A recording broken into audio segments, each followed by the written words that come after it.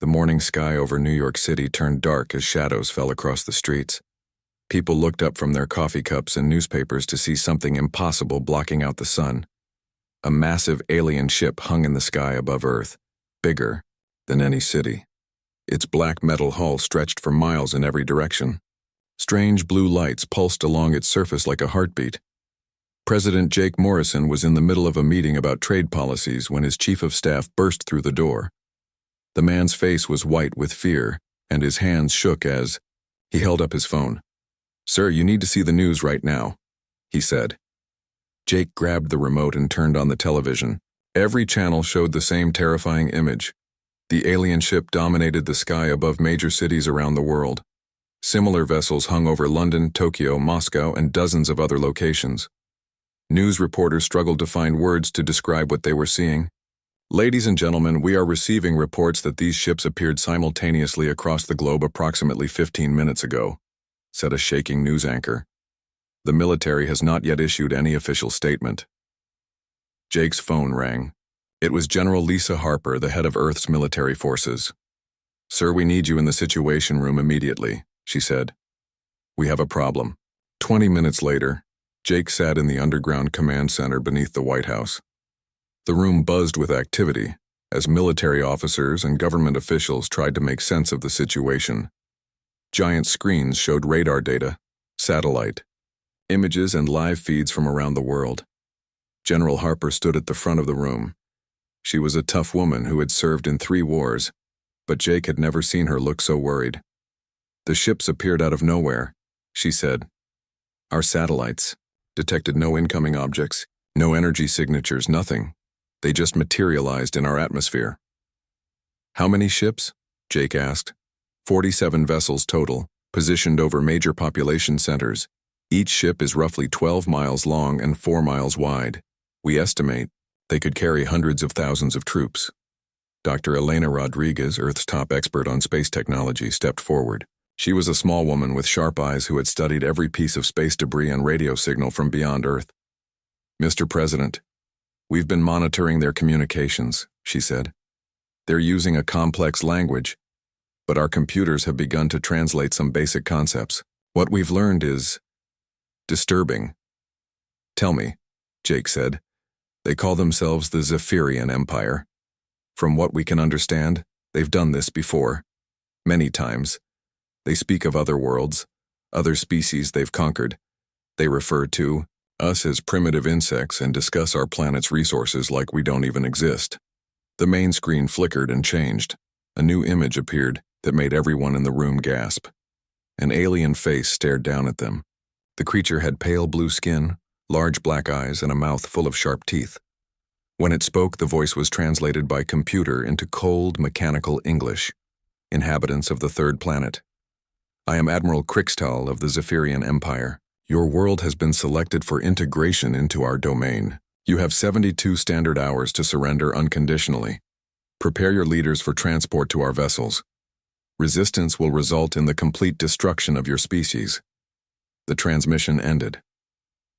The room fell silent, except for the hum of computers and the distant sound of jet engines as military aircraft scrambled across the globe. "Options?" Jake asked quietly. General Harper pulled up a tactical display. "Sir, I'll be honest with you. We don't have good options. Our most powerful weapons are nuclear missiles, but preliminary scans suggest their ships have energy shields that could deflect them. Their technology is centuries ahead of ours." "What about our space forces?" "We have 6 orbital defense platforms and 23 military spacecraft. Against 47 ships of that size, we wouldn't last 5 minutes in direct combat." Jake rubbed his temples. The weight of 8 billion lives pressed down on him. Every decision he made in the next 3 days would determine whether humanity survived or perished. "What do we know about their previous conquests?" he asked Dr. Rodriguez. "From their communications, we've identified references to 47 different star systems. Each one surrendered within hours of receiving similar ultimatums. The pattern is always the same. They arrive, they demand surrender, and the local government gives up without a fight. And if they refuse?" Dr. Rodriguez's face went pale. "According to their records, They destroyed 3 civilizations completely, turned their planets into lifeless rocks. They call it cleansing for the greater good of the galaxy. Colonel Danny Brooks, the head of military intelligence, suddenly looked up from his computer terminal. His face showed confusion and something that might have been hope. "Sir, I'm receiving a classified transmission," he said. "It's using our highest level encryption, but the source is unknown." "Put it through," Jake ordered. The message was short and came through as text only. "Black Armada en route. Maintain defensive positions. Do not engage until signal received. Nightfall protocol is active." Everyone stared at the screen. Jake looked around the room, but no one seemed to recognize the terms. "Does anyone know what the Black Armada is?" he asked. Heads shook around the room. Colonel Brooks typed furiously at his computer. "Sir, I've never heard of any Black Armada, and Nightfall protocol isn't in any of our military databases, but the encryption is definitely ours. Someone with the highest level security clearance sent this message." Captain Amy Stone entered the room carrying a tablet. She was the commander of the Luna Defense Platform, humanity's most advanced military station orbiting the moon. "Mr. President, I have something you need to see," she said. "We're detecting strange readings at the edge of our solar system, gravitational anomalies that suggest large objects moving through hyperspace." She handed Jake the tablet. The screen showed wave patterns and energy readings that meant nothing to him, but Captain Stone's excitement was obvious. "These signatures don't match the Zephyrian ships," she continued. "Whatever's out there, it's using different technology. And, sir, based on the size of the gravitational disturbances, there are a lot of them." Jake felt a small spark of hope. Maybe humanity wasn't as alone as they thought. "How long until these objects reach us?" he asked. "At their current speed, approximately 48 hours, Captain Stone replied. Jake did the math in his head. The aliens had given them 72 hours to surrender. These mysterious objects would arrive with 24 hours to spare. "General Harper, I want every military unit on Earth to prepare for combat, but do not engage the alien ships unless they attack first. We need to buy time." "Yes, sir." "Dr. Rodriguez, keep monitoring their communications. I want to know everything about their tactics, their weaknesses, anything that might help us." "Understood, Mr. President." Jake stood up and looked around the room at the faces of the people who would help determine humanity's fate. They were scared, but they were also determined. Earth had faced extinction before and survived. "Ladies and gentlemen, we have less than 3 days to figure out how to save our species. I don't know what this Black Armada is, but it might be our only hope. Until we know more, we prepare for war." As Jake left the Situation Room, he looked up at the ceiling and thought about the alien ship hanging in the sky above them. 47 worlds had surrendered without a fight. But those worlds had never faced humans before. Maybe it was time the Zephyrian Empire learned what happened when they threatened Earth. 24 hours had passed since the alien ultimatum. President Jake Morrison sat in his office, staring at reports from around the world. Panic had spread through every major city. People were emptying stores, fleeing to the countryside, and praying in churches, mosques, and temples. The stock markets had crashed. Governments were struggling to maintain order. Jake's phone buzzed. It was General Harper. "Mr. President, we need you to come to Colorado immediately. There's something you need to see." "What is it, General?" "I can't discuss it over the phone, sir. A helicopter is waiting for you now." 2 hours later, Jake found himself flying over the Rocky Mountains. The helicopter landed at what appeared to be an abandoned military base. Rusted fences and empty buildings stretched across the desert floor. But as they walked toward a concrete bunker, Jake noticed something strange. The rust on the fences was fake. The empty buildings had hidden cameras. This place was not abandoned at all. General Harper led him to an elevator hidden behind a false wall. They descended for what felt like minutes, going deep underground. When the doors finally opened, Jake stepped into a world he never knew existed. The underground facility was enormous. Tunnels stretched in every direction, filled with people in military uniforms he didn't recognize. Advanced computers lined the walls, displaying star maps and battle plans. In the center of the main chamber stood a man Jake thought he would never see again. "Hello, Mr. President," said Commander Rick Stone. Jake stared in shock. Rick Stone had been one of Earth's best military officers, a brilliant strategist who had commanded the first deep space exploration missions. But Rick Stone was supposed to be dead. His ship had exploded during a training exercise 15 years ago. Jake had attended his funeral. "You're dead," Jake said quietly. Rick smiled sadly. "That's what the world needed to believe. My death was necessary to protect something much more important than one man's life." General Harper placed her hand on Jake's shoulder. "Sir, what you're about to learn is classified at the highest possible level. Only 12 people on Earth knew the truth until today." Rick led them through the facility, explaining as they walked. 20 years ago, our deep space probes began detecting signs of hostile alien civilizations. We found the wreckage of destroyed worlds, intercepted communications about conquest and slavery, and realized that Earth would eventually be targeted. They entered a conference room where several other people waited. Jake didn't recognize any of them, but they all wore the same black uniforms with no insignia. "Mr. President," Rick said, "meet the leadership of Project Nightfall." A woman with gray hair and intense eyes stepped forward. "Dr. Sam Chen, Chief Scientist. Mr. President, we've been preparing for this day for 2 decades. Rick activated a holographic display that showed the solar system. Dozens of red dots appeared scattered throughout space, from the asteroid belt to the outer planets. We couldn't build a fleet to match alien technology using normal methods," Rick explained. "So we went underground. We established secret bases on asteroids, moons, and in deep space. We've been building ships using technology that doesn't exist in any official records." "What kind of technology?" Jake asked. Dr. Chen smiled. "We've been collecting pieces of alien ships for years. Every probe that crashed on Earth, every derelict vessel we found drifting in space, every fragment of advanced technology we could recover. We reverse-engineered it all."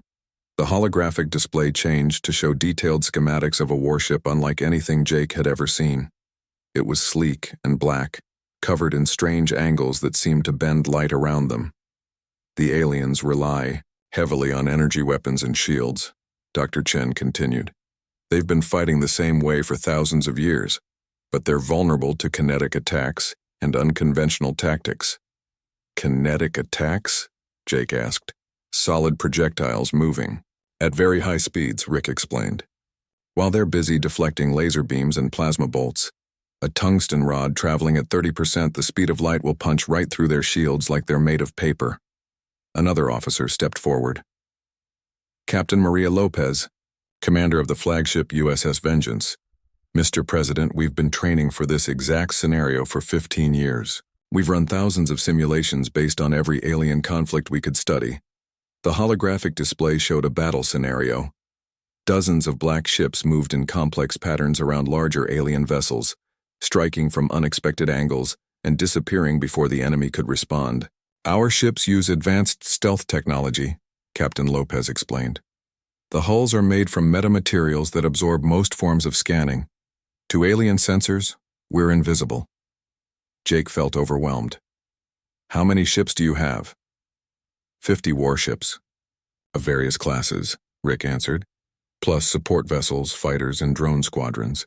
It's not enough to fight a galactic empire, but it might be enough to deal with the fleet currently threatening Earth."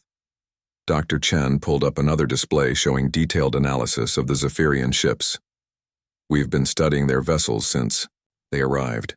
Their technology is advanced but predictable.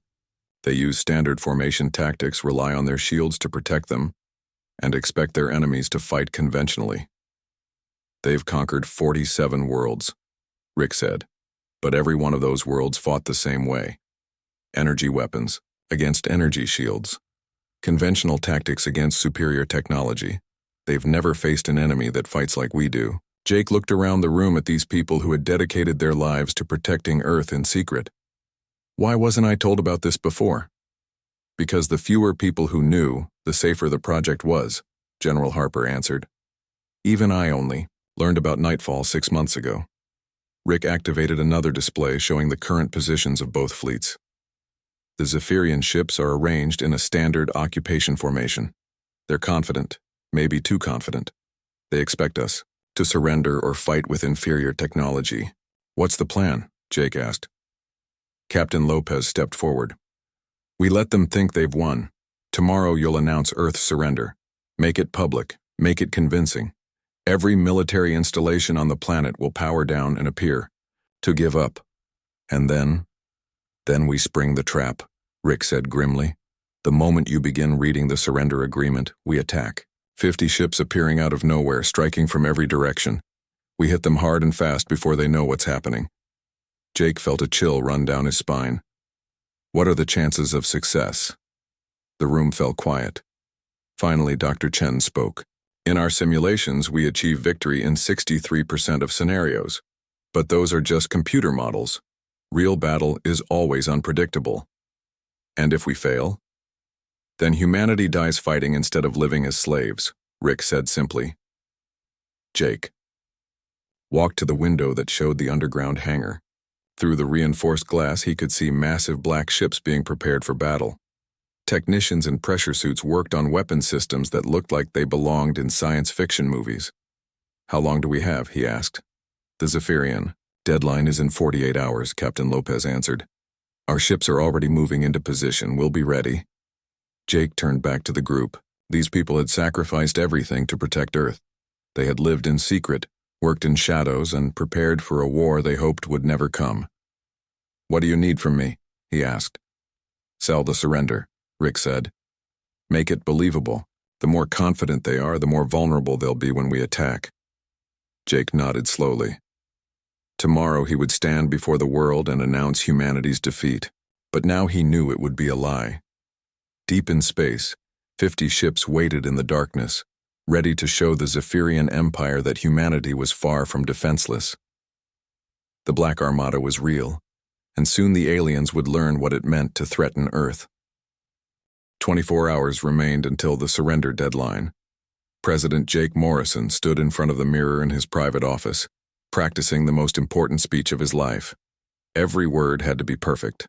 The fate of humanity depended on his ability to convince the aliens that Earth was truly giving up. His speechwriter had worked all night crafting words that would sound defeated and hopeless. Jake had to appear broken, as if the weight of 8 billion lives had crushed his spirit. But inside, his heart pounded with nervous energy. In less than a day, the Black Armada would reveal itself to the galaxy. General Harper entered the room carrying a folder of final reports. Mr. President, our military units worldwide have received their orders. Every base, every ship, every weapons platform will power down exactly 30 minutes before your speech. We need the aliens to see us as completely helpless. Jake nodded, still staring at his reflection. How are people reacting? Mass evacuations from major cities, religious gatherings everywhere, some rioting, but mostly people are just scared and waiting to see what happens. General Harper paused. Sir, are you sure you can do this? The speech has to be completely convincing. I'll make it work, Jake said quietly. What about our secret preparations?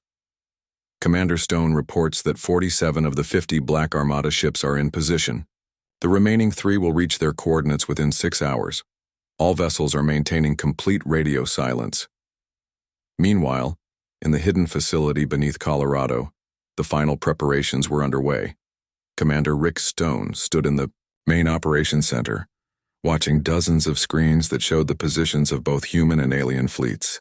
The Zephyrian ships remained in their original positions above Earth's major cities, confident and unmoving. Captain Maria Lopez's voice crackled through the secure communication system from her ship somewhere in the outer solar system. Command, this is Vengeance. All weapon systems are charged and ready. My crew is prepared for the signal. Roger, Vengeance, Rick replied. Remember, no one moves until the President begins reading the surrender document. We get one chance at surprise. Doctor, Sam Chen approached Rick with a tablet showing alien communication intercepts. Commander, you need to see this. The Zephyrians are already discussing how to divide Earth's resources. They're treating our surrender as a certainty.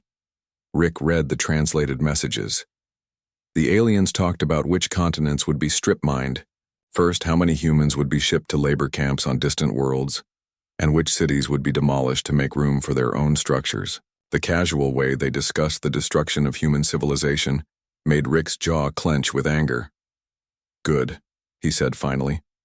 "Overconfidence will be their downfall." Dr. Elena Rodriguez sat at her workstation, continuing to monitor Zephyrian communications. Over the past 3 days, she had learned more about the alien empire than humanity had discovered in decades of space exploration. The Zephyrians controlled over 300 star systems, their military numbered in the millions of ships. They had been conquering worlds for over 1,000 years, but she had also discovered something interesting. In all their recorded battles, the Zephyrians had never faced an enemy that used stealth technology or kinetic weapons. Every civilization they had conquered fought with energy-based weapons and conventional space tactics. Humanity's approach would be completely alien to them. "Dr. Rodriguez," called Colonel Danny Brooks from across the room. "I'm getting reports from our deep space monitoring stations. Something big is happening on the edge of the solar system." Elena hurried to his station and looked at the data. "What am I seeing?" "Massive gravitational disturbances. Whatever's causing them is huge and moving fast. Much faster than the objects Captain Stone detected yesterday." Elena felt her stomach drop. "Colonel, I think we're about to have more visitors." Above Earth, Admiral Crixtel stood on the bridge of his command ship, reviewing the final preparations for humanity's surrender. The primitive planet would officially become part of the Zephyrian Empire in less than 24 hours. It had been almost too easy. His second-in-command, Captain Voron, approached with a status report. "Admiral, our occupation forces are ready to deploy. The humans appear to have powered down all military installations as ordered." "Excellent," Crixtal replied. "Have you finished cataloging their population centers?" "Yes, sir. Approximately 8 billion inhabitants spread across 7 continents. We estimate we can transport half of them to the mining worlds within 6 months. The rest can be processed for other labor assignments." Crixtal nodded, satisfied. The humans had proven to be as weak as his intelligence report suggested. Their surrender would add another victory to his long career of conquest. Soon he would return to the Empire's capital with news of his success. Back on Earth, President Jake Morrison walked through the halls of the White House one final time before his speech. Staff members he passed looked at him with mixtures of pity and admiration. They believed they were watching a man prepare to surrender his entire species to save them from extinction. His chief of staff approached nervously. "Mr. President, the networks are ready. Your speech will be broadcast worldwide and transmitted directly to the alien ships. Everyone on Earth will be watching." Jake checked his watch. 2 hours until the speech. Somewhere in space, 50 ships waited in the darkness for his signal. He thought about the crews aboard those vessels, men and women who had lived in secret for years, preparing for this moment. Their families thought they were dead. The world had forgotten them. But they had never stopped protecting humanity. In New York City, millions of people gathered in Times Square and Central Park to watch the surrender ceremony on giant screens. Similar crowds filled the streets of London, Paris, Tokyo, and every other major city. Some people wept. Others prayed. Many just stood in stunned silence, unable to process what was happening to their world. Captain Amy Stone watched from the Luna defense platform as Earth's military installations went dark one by one. Orbital defense satellites powered down. Naval fleets retreated to minimum safe distances. Fighter squadrons landed and shut down their engines. To any observer, it appeared that humanity had completely given up the fight, but Amy knew better. Hidden in the shadows of space, the most powerful fleet humanity had ever assembled waited for the signal to attack. Ships that didn't officially exist, built with technology that wasn't supposed to be possible, crewed by people the world thought were dead. At the secret facility, Commander Rick Stone received final position reports from his fleet commanders. The USS Vengeance and USS Retribution were positioned directly behind the main Zephyrian formation. The USS Defiance led a squadron of destroyers near Earth's polar regions. Smaller ships hid in the asteroid belt and among the outer planets. "All units report ready," he announced to the operations center. We are go for Operation Nightfall. Dr. Chen looked up from her computer. Commander, I'm detecting increased activity in the alien communications. They're excited about the surrender. Some of their ship commanders are already requesting permission to begin landing operations. Perfect, Rick said grimly. The more confident they are, the more complete their destruction will be. 1 hour before the speech, Jake Morrison sat alone in the Oval Office, reviewing his notes one final time. The words were burned into his memory now.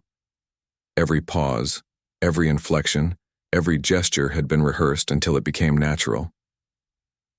A knock came at his door.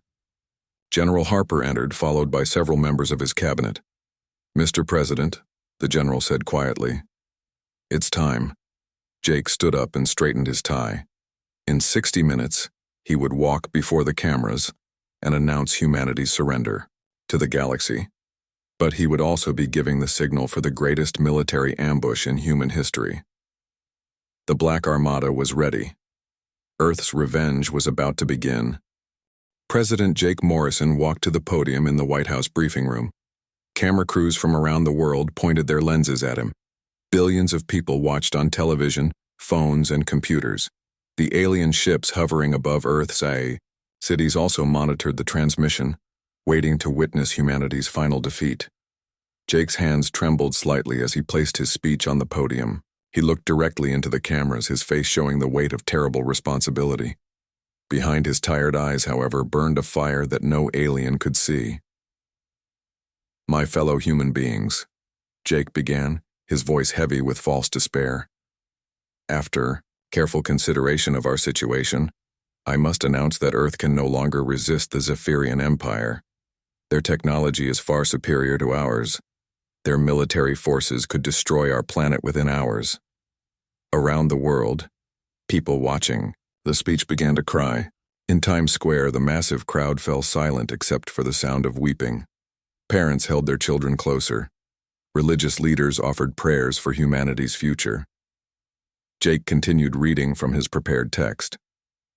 Therefore, as President of the United States and speaking for all Earth's governments, I formally surrender our planet to Admiral Krixtal and the Zephyrian Empire.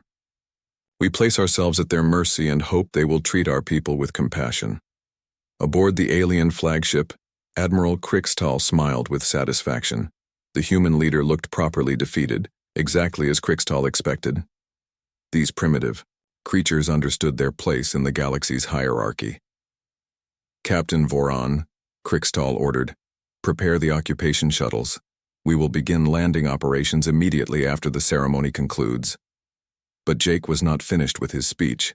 As he reached the final paragraph, he spoke words that seemed like surrender, but carried a different meaning to those who knew the truth.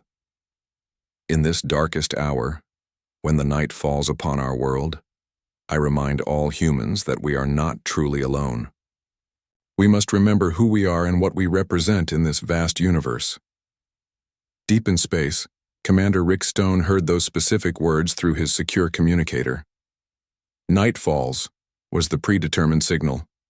He immediately activated the fleet-wide communication system. All units, this is command. Nightfall is active. Execute Operation Thunder. I repeat, execute Operation Thunder. Across the solar system, 50 black ships suddenly blazed to life. Stealth systems deactivated, weapon systems charged, engines roared with nuclear fire.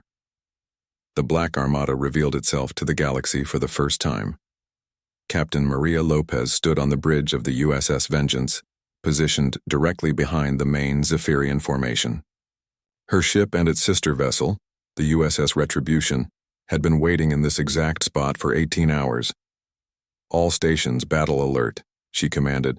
Target the flagship's engine section. Fire when ready. The Vengeance's main railgun system had been charging for the past hour. When Captain Lopez gave the order, a tungsten projectile the size of a telephone pole shot out of the weapon at 30% the speed of light. The projectile struck the Zephyrian flagship's rear shields with the force of a nuclear explosion. The alien shields, designed to deflect energy weapons, offered no protection against solid matter moving at relativistic speeds. The tungsten rod punched through the shield generators, tore through the ship's hull, and detonated the main engine core in a brilliant flash of light. Admiral Krickstahl was thrown to the deck as his flagship shuddered and began breaking apart. Emergency alarms screamed throughout the bridge. His officers shouted reports of massive hull breaches and complete engine failure. "Impossible," Krickstahl gasped as he struggled to his feet. Where did that attack come from? On his tactical display, dozens of new contacts appeared around his fleet. Ships that had been invisible moments before now showed clearly on sensors. They moved with incredible speed and precision, striking from every direction. Lieutenant Colonel Ben Clark commanded the destroyer USS Defiance, leading a squadron of smaller ships against the Zephyrian cruiser formation. His vessels emerged from behind Earth's moon like wolves attacking a herd of sheep. "Target their weapon systems," Clark ordered. "Don't give them a chance to return fire." The Defiance's rapid-fire railguns sent a stream of projectiles into the nearest alien cruiser. Each tungsten dart was only the size of a baseball, but moving at tremendous velocity. They tore through the cruiser's hull like bullets through paper. Within seconds, the massive alien warship was crippled and drifting. Captain Steve Miller piloted the stealth fighter USS Phantom on the most dangerous mission of the battle. His tiny ship flew directly toward the largest Zephyrian destroyer, dodging defensive fire while racing toward its hangar bay. "Phantom to all units," Miller transmitted. "I'm going in. Tell my wife I love her." Miller flew his fighter straight into the destroyer's hangar bay, past rows of alien fighters and equipment. At the last moment, he ejected from his cockpit and activated his ship's fusion core self-destruct system. The explosion tore the destroyer apart from the inside. The blast created a chain reaction that damaged 2 nearby alien vessels and sent debris flying in all directions. Miller's sacrifice had destroyed 3 enemy ships in one heroic act.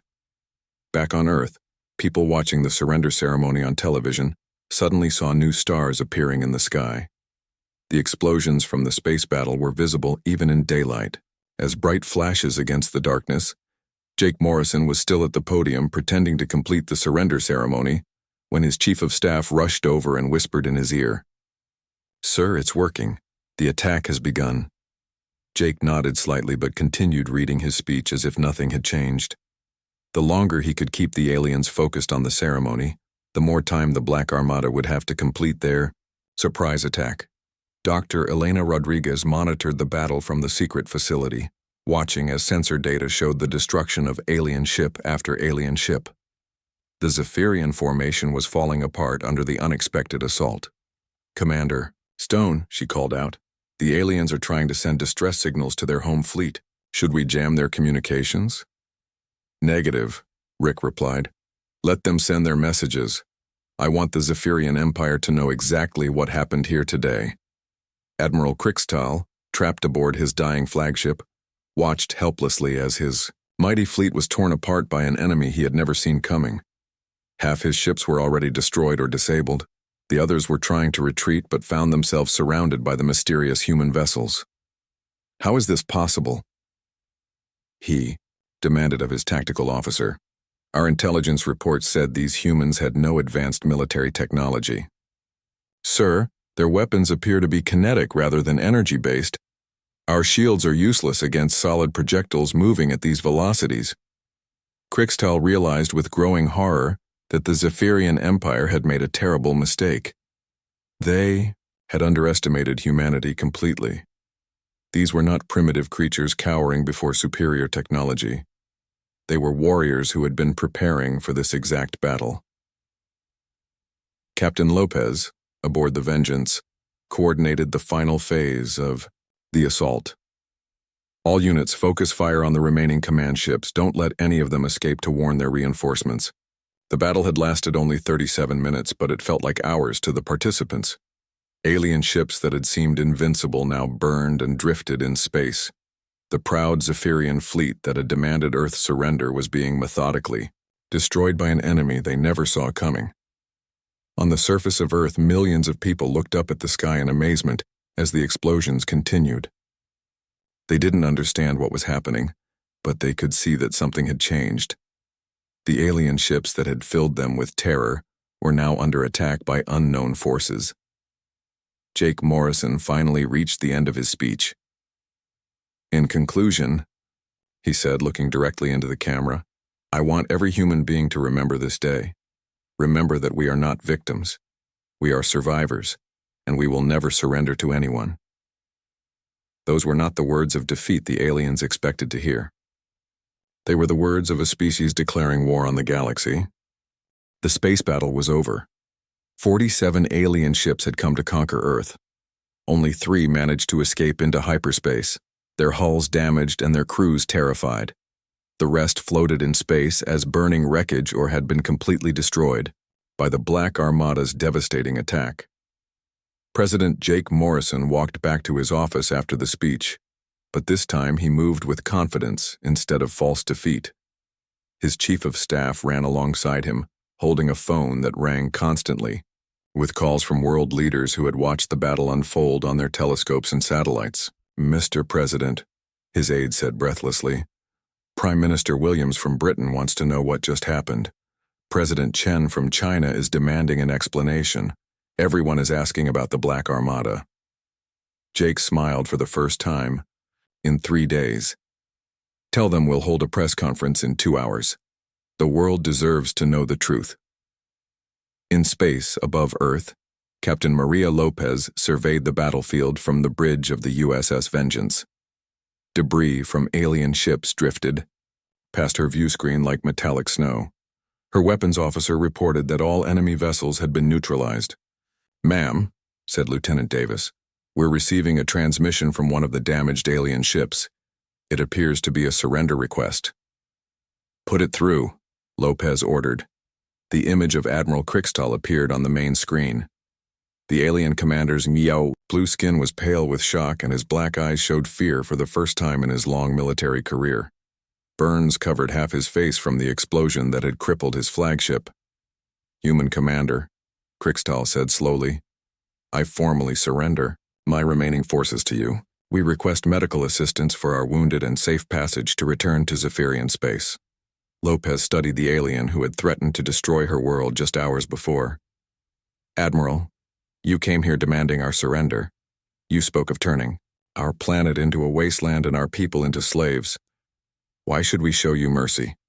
Krikstal's voice shook as he replied, "Because that is what separates your species from mine. We conquer through fear and destruction, but you fight to protect, not to destroy. I have studied the battle recordings. Your ships could have obliterated every survivor, but you chose to disable us instead." Lopez considered his words. He was right. During the battle, the Black Armada had focused on destroying weapons and engines rather than annihilating entire crews. Even in their moment of greatest victory, humanity had chosen restraint over revenge. "We'll send medical ships to assist your wounded," Lopez said finally. "But Admiral, when you return to your empire, you will deliver a message for us." "What message?" "Tell them what happened here today. Tell them that Earth is under the protection of humanity's Black Armada. Any empire that threatens our world will face the same fate as your fleet." Back on Earth, Commander Rick Stone emerged from the secret facility for the first time in 15 years. He stood under the Colorado sky, breathing fresh air and feeling sunlight on his face. Around him, other members of Project Nightfall did the same. Their long mission in the shadows was finally over. Dr. Sam Chen approached him carrying a tablet filled with data from the battle. "Commander, preliminary analysis shows our weapons performed even better than expected. The alien shields couldn't adapt to kinetic attacks at all." "What about their technology?" Rick asked. "Were we able to capture any intact samples?" "Better than that. We have 3 damaged but operational alien ships. Their databases are mostly intact. We'll learn more about their technology in the next month than we have in 20 years of studying." "Debris." Rick nodded, but his expression remained serious. "The real war is just beginning, Sam. Those 3 ships that escaped will report back to their empire. They'll return with a much larger fleet." Dr. Elena Rodriguez joined them, carrying her own collection of data tablets. "Commander, I've been analyzing the communications from the captured ships. What I found is both fascinating and terrifying." "Tell me," Rick said. "The Zephyrian Empire controls over 300 star systems, but they're not the only threat. Out there, There are at least 6 other major powers in this part of the galaxy, all equally hostile to younger civilizations like ours. Rick felt the weight of responsibility settling on his shoulders again. Humanity had won one battle, but they were still surrounded by enemies who commanded thousands of ships and controlled entire sectors of space. "How long do we have?" he asked. "Based on their communication protocols and the distance to the nearest major Zephyrian base, I estimate 18 months before a revenge fleet arrives. But Rick, they won't make the same mistakes twice. They'll come prepared for kinetic weapons and stealth technology." President Morrison called a press conference that evening. The world's media gathered in the White House briefing room. There, cameras focused on the man who had just orchestrated the greatest military victory in human history. "Ladies and gentlemen," Jake began, "what you witnessed today was the culmination of a 20-year project to defend Earth from alien invasion. The Black Armada, a secret space fleet built using advanced technology, successfully repelled the Zephyrian attack." Reporters erupted with questions, but Jake raised his hand for silence. "For 2 decades, brave men and women worked in secret to protect our world. They lived as ghosts, letting their families believe they were dead, all to maintain the security of our defenses. Today, their sacrifice saved 8 billion lives." One reporter stood up. "Mr. President, what happens now? Will there be more alien attacks?" Jake's expression grew serious. "Yes, the aliens who escaped will return with reinforcements. That's why I'm announcing the formation of the Earth Defense Initiative, a global military organization dedicated to protecting our planet and expanding human presence in space." "What about the alien prisoners?" another reporter asked. "They will be treated according to the laws of war. We'll provide medical care for their wounded and eventually allow them to return to their empire. But they'll carry with them a message that Earth is no longer defenseless." Later that night, Jake stood on the White House balcony looking up at the stars. General Harper joined him, carrying a glass of wine for each of them. "Hard to believe it's over," she said. "It's not over," Jake replied quietly. "This was just the beginning. Dr. Rodriguez estimates we have 18 months before they return in force. 18 months to build a real space navy," Harper mused. "Think we can do it?" Jake smiled. "Lisa, we just defeated a galactic empire with 50 ships that weren't supposed to exist. If humanity can do that, we can do anything." Far above them, Captain Lopez stood on the bridge of the USS Vengeance, watching as construction crews began building humanity's first major shipyard in Earth orbit. Using captured alien technology, they would build ships larger and more powerful than anything. In the current fleet, her communications officer approached with a message. "Captain, we're receiving a transmission from deep space. It's from one of our long-range scout ships." "What do they report?" "Ma'am, they've discovered something incredible. There's an abandoned alien megastructure in the Wolf 359 system. It appears to be a massive shipyard, empty but mostly functional." Lopez felt her heart race. If humanity could claim and restore that facility, they could build a fleet capable of protecting not just Earth, but establishing human colonies throughout the galaxy. "Set course for Wolf 359, she ordered. It's time humanity claimed its place among the stars. As the USS Vengeance jumped to hyperspace, its destination a mysterious alien construction that might hold the key to humanity's future, a message was transmitted to every human settlement in the solar system. "This is Earth Command to all stations. The Black Armada is operational and expanding. Humanity will not go quietly into the night. We are coming for them, and hell follows with us. The age of human expansion into the galaxy had begun, and the universe would never be the same."